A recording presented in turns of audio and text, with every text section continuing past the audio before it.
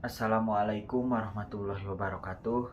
Alhamdulillahirrabbilalamin. Wabihi nasta'in ala umuri dunya waddin. Assalatu wassalamu ala asrofil anbiya wal mursalin wa ala alihi washabihi ajmain. Amma ba'du. Yang terhormat kepada dosen pengampu mata kuliah pendidikan kewarganegaraan, yaitu Bapak Dr. Haji Sacha Suhendi MAG, dan yang terhormat kepada Bapak Haji Yudi Irfan Daniel SSOSI MAG. Perkenalkan, nama saya Muhammad Sofyan Al-Ghifari dari kelas PAI 1B dengan NIM 12320200089. Tujuan dibuatnya video ini adalah untuk menyelesaikan tugas ujian semester.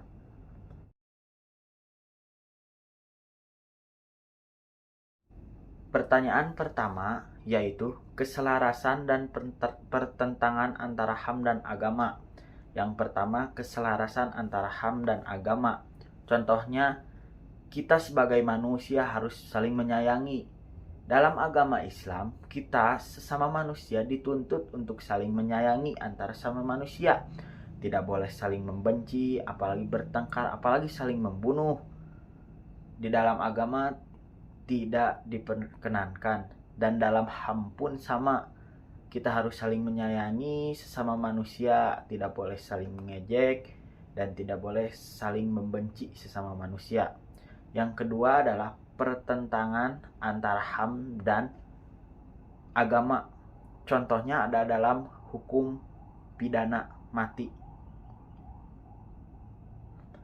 Contohnya seperti jika seseorang membunuh seseorang, kalau dalam agama orang yang membunuh itu dalam menebus dosanya harus dibunuh lagi. Tetapi dalam HAM, orang yang membunuh bisa mendapatkan pertimbangan apakah dia harus dibunuh lagi atau dia hanya dipenjara saja seumur hidup atau hanya dipenjara beberapa tahun saja.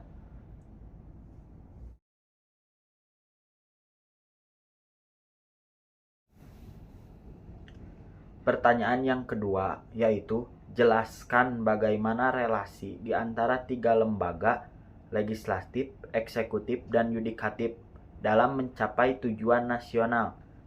Kita mulai dulu dari wewenang dari tiga lembaga tersebut. Yang pertama legislatif, yaitu kekuasaan dalam bidang legislasi atau perundang-undangan. Wewenang dari eksekutif yaitu melaksanakan undang-undang, dan wewenang dari yudikatif yaitu berkuasa dalam bidang kehakiman. Jadi menurut saya, relasi dari tiga lembaga tersebut untuk mencapai tujuan nasional adalah saling melengkapi satu sama lain.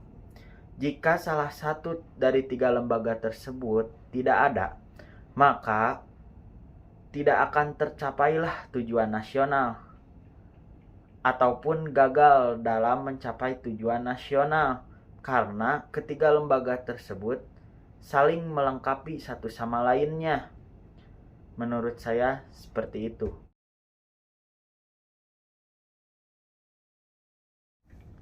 Pertanyaan ketiga yaitu, apakah konsep masyarakat madani menurut Dawam Roharjo sesuai dengan konsep masyarakat madani menurut Rasulullah ketika Rasulullah membangun Madinah?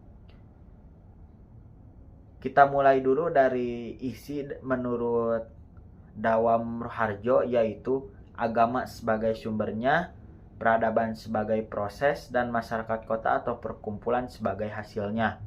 Dan menurut Rasulullah, masyarakat madani itu yaitu masyarakat yang beradab, menjunjung tinggi nilai kemanusiaan, dan maju dalam perkembangan ilmu pengetahuan dan teknologi. Menurut saya, konsep masyarakat madani menurut Dawam Roharjo itu tidak jauh berbeda dengan konsep yang dilakukan oleh Rasulullah ketika membangun Madinah. Jadi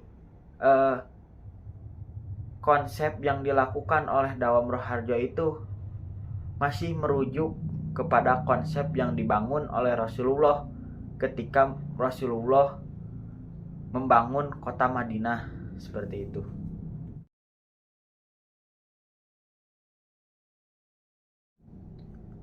Pertanyaan keempat yaitu bagaimana upaya efektif mitigasi radikalisme kepada para pemuda? Menurut saya, upaya efektif dalam menangani radikalisme untuk para pemuda yaitu pemerintah harus membuat sosialisasi kepada para pemuda agar mereka mengetahui bahwa radikalisme itu sangat merugikan masyarakat, dan pemerintah memberikan sanksi kepada para pemuda yang melakukan radikalisme agar para pemuda itu mendapatkan efek jera apa yang mereka lakukan. Menurut saya seperti itu. Terima kasih dari saya. Mohon maaf bila ada kesalahan. Assalamualaikum warahmatullahi wabarakatuh.